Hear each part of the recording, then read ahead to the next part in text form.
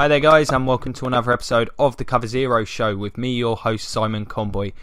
Today's episode is the first of the Week 2 previews, and this episode is going to be focusing on the matchup between the Chicago Bears and the Tampa Bay Buccaneers.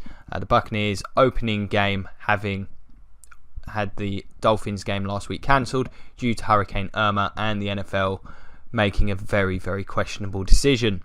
The Bears, meanwhile, looked pretty good against the Falcons. That game was a lot closer than anyone expected. Probably should have came away with the game at the end, but they just weren't able to make that last play to take away the win. A couple of drops really costing them once they got to into the last few seconds of that game.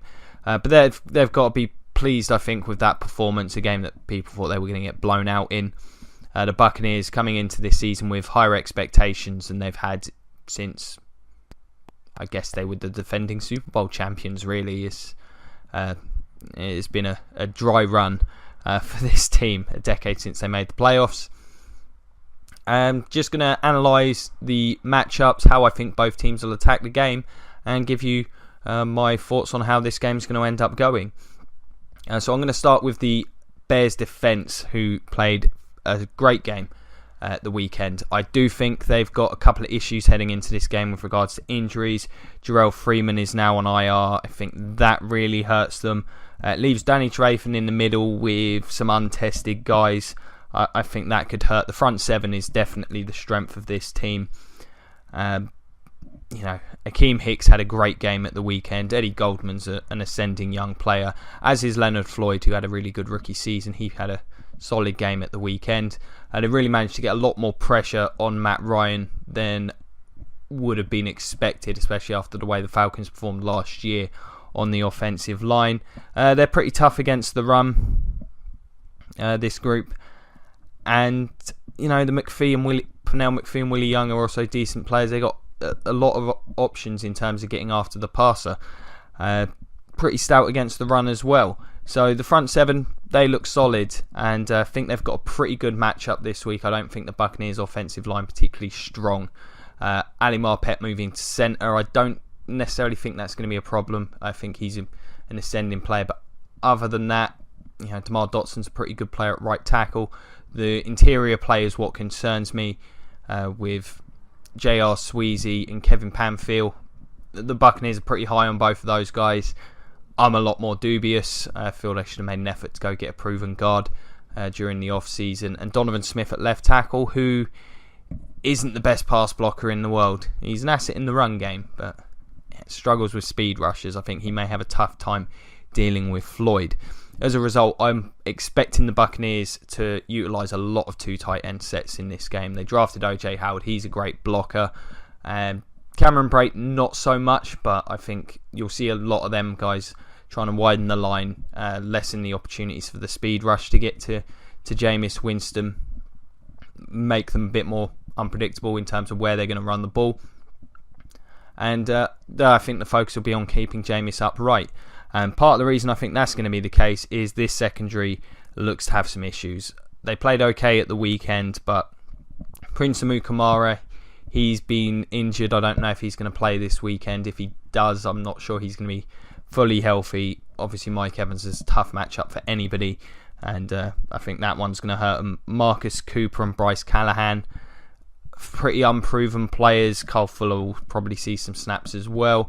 It's not a particularly strong-looking group, and this team's had problems at safety forever. Adrian Amos and Quinton Demps striking fear into the hearts of no one. So that secondary's got to be a big concern. If you're the Buccaneers, I think you go into this game with the simple approach that if you can protect Jameis Winston, the weapons in the passing game should be enough. I think, with Mike Evans, you've got a true number one there. Deshaun Jackson's certainly going to have some opportunities. I'm not sure they've got anyone that can keep up with him. I think they'll struggle with Evans on his own. Can certainly see the two tight ends making some plays. It's not the most athletic group of linebackers in terms of pass coverage. And then you've got Humphreys and Godwin in the slot. I just think there's far too many options, and this team's far too thin in the secondary to cover them all. If Jameis Winston can be kept clean and there isn't too much pressure on him over the course of the game, I I struggle to see the Bears really slowing down this passing attack. The run game for Tampa, on the other hand, it's a bit more of a question mark. I expect to see Jacquizz Rodgers and Charles Sims throughout this game. Jacquizz Rodgers played quite well last year, but considering the quality of the Bears front seven, I'm not sure they're going to have enormous success. I think for the Buccaneers, the run game is going to be there to add balance, try and keep Jameis out of some horrible situations, and to keep the play action open, because the Buccaneers have the potential to be incredibly dangerous off the play action. I think with the amount of weapons they have, they can really punish one-on-one matchups with OJ Howard, Deshaun Jackson and Mike Evans. I think they're all players that the Buccaneers are going to trust to win those matchups, and Jameis Winston certainly not afraid of putting faith in his guys down the field. As a result, if you're the Bears, I think you've got to really try and be disciplined in this game. I don't think they can afford to bite on play fakes, give any big opportunities for Deshaun Jackson one-on-one. I think he's absolutely going to need to be shaded. I'm not sure how they can deal with Mike Evans and do that at the same time. My worry is if they focus on not my worry, my hope is if they focus too much on those corners, they can get eaten over the middle by the slot receivers and the tight ends. I think Tampa's going to offer these problems to a lot of teams this year. They've got to get pressure. They're going to have to be the front 4 or 5, depending on what formation they're in. They're going to have to be able to generate pressure. I don't think blitzing is going to be the way forward. I think Jameis is I think he's going to show significant improvement in that area this year, particularly with the weapons they've got. I think they'll be able to beat teams quickly in those scenarios. Charles Sims is also an asset in those situations as a receiver out of the backfield. If you're the Bucs, I think it's just about spreading the field when you get the opportunity, when you're in those shorter situations, when they're in the more natural situation, your 1st and 10s, your 2nd and 6s. I think you go with the 2 tight ends, you offer up a balanced front, really make the Bears sort of force their hand, play some fairly neutral defences. Don't let them offer up anything too exotic, because if you do, I think you can punish them with that tight end combination. Just exploit the one-on-one matchups at the end of the day. That's got to be the goal here for Tampa, whether it's short, intermediate or deep. I think the weapons they have are simply far more talented than the guys trying to stop them. So as long as the protection holds up and the Buccaneers have a semblance of a run game, I see them scoring a lot of points in this game. I think they're a very dangerous looking offense. Jameis Winston just got to keep himself under control, be a bit more consistent than he was last year. He's always been a bit of a streaky player. And I think this matchup is pretty skewed in favour of the Bucs. I think if you've got some secondary problems, it's going to be tough against these guys this year. On the other side of the ball, well, the Bears have problems at receiver with Kevin White, who frankly we don't know anything about at the NFL level at this point, because he's just been constantly injured out. The team is starting Marcus Wheaton and Kendall Wright. Behind them, they've got very little experience. Deontay Thompson, Josh Bellamy, Trey McBride. I mean, I wouldn't be so shocked to see Tariq Cohen lining up in the slot for them this week. I expect to see him utilised quite heavily just because of the lack of weapons. And then at tight end, Dion Sims, Zach Miller, it's a pretty pedestrian pair. So passing the ball, that's what I think you've got to try and do to beat this Bucs team.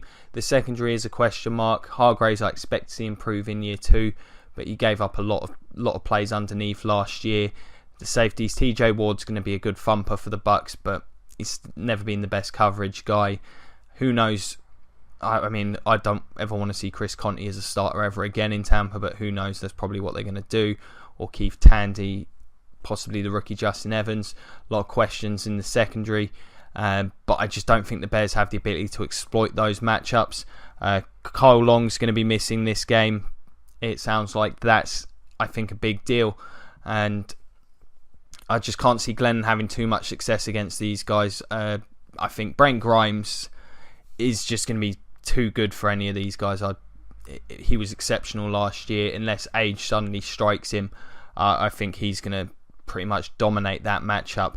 And the way the Bears are built, they're gonna try and run the ball. It's just I feel that plays into the strength of this Buccaneer defense. Jordan Howard's an exceptional player, and Cohen is going to be able to make some plays, I'm sure. But the Buccaneers front seven, you've got Quan Alexander and Levante David there, very fast, efficient tacklers, and TJ Ward's going to be a big plus for this team in the run game coming up from the safety spot. The defensive line with the addition of Chris Baker, Ayers and Golston aren't the best pass rushers at the end position, but they are both good run players. Gerald McCoy in there next to Chris Baker. Baker's by far the most talented player he's had. Clinton McDonald's a fine player to have in a rotation. And Kendall Beckwith looked really good for the Buccaneers in preseason. I just think they're going to be a tough team to run on for teams this year. No doubt that's how the Bears are going to go. Frankly, Howard's going to have a great game. That interior is going to have to perform well. I don't know if I like... I don't like these offensive tackles in Charles Leno and Bobby Massey. If Noah Spence sees a lot of the field in passing situations, I think he can have a lot of success as a speed rusher against these guys. I don't think either one of them can handle his acceleration off the edge.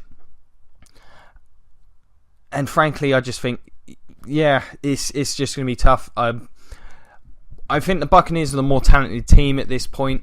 The expectations are higher, and I just feel like for the Bears, they do not match up well. The areas where the Bears are strong don't match up well with the Buccaneers' strengths in the slightest. So it's going to be tough sledding. I mean, they're going to have to run. They're going to have to run often. I can't see Glennon having huge amount of success with these receivers. And of course, the Buccaneers players will know him somewhat. Whilst he may have some knowledge of the defence, I think that'll be offset by the Buccaneers' understanding of what Glennon doesn't do well. And he's got a slow release. I think he's going to be under a fair bit of pressure in this game when he does drop back to pass. I wouldn't be shocked to see some mistakes. I'm kind of expecting the Buccaneers to come out really fired up in this game as well. I think defensively, what you'll just see from the Buccaneers is a lot of linebackers playing up against the line of scrimmage, trying to make Glennon figure out whether they're coming or not. I think you'll see a bit of a mix there to try and keep him guessing throughout. Also just trying to show, dare Glennon to beat them with the pass. And I'm not sure the line's going to hold up well enough. I don't know if they'll be able to run block well enough against this front seven to get a huge amount of success. And I'm expecting the Buccaneers defence to do a pretty good job on them. For me, for the Bears to have a shot in this game, they're going to have to be pounding it up the gut, get a couple of big plays from Cohen. Maybe he can make some plays, as a slot receiver. They're going to have to try and hit a couple of things downfield, I think, just to keep up. Because, as I say, I am thoroughly expecting the Buccaneers offense to come out and put up some points in this game. Whether there's going to be some lingering after effects as well from a really disappointing loss last week, as they did have an opportunity to win that game, I'm not so sure. But it's really tough to come up with a functioning passing game plan looking at this Bears team. It's going to have to be short. I don't trust them to hold up against this pass rush, particularly with Carl Long missing. I think the opportunities for the interior as well as the exterior to get pressure are going to be there. And I just don't trust these receivers to win the one-on-one matchups that when they may be given them. I expect to see the Buccaneers playing pretty aggressively to stop the run. I think they'll be good against the run anyway, and I can see them maybe forcing a turnover or two and keeping thoroughly in control of this game throughout. As I say, they're just going to try and confuse Glennon, load up at the line of scrimmage, and I think play some real mixed coverages over the course of this game. I don't think we're going to be seeing them looking too vanilla defensively. As a result, I think I made it pretty clear here. I can only see the Buccaneers winning this game. If they were to lose, it would simply be because they can't block. As a result, Jameis makes a couple of horrendous decisions. The offense plays an efficient game, runs the ball well, and doesn't turn the ball over. If that happens, the Bears can win.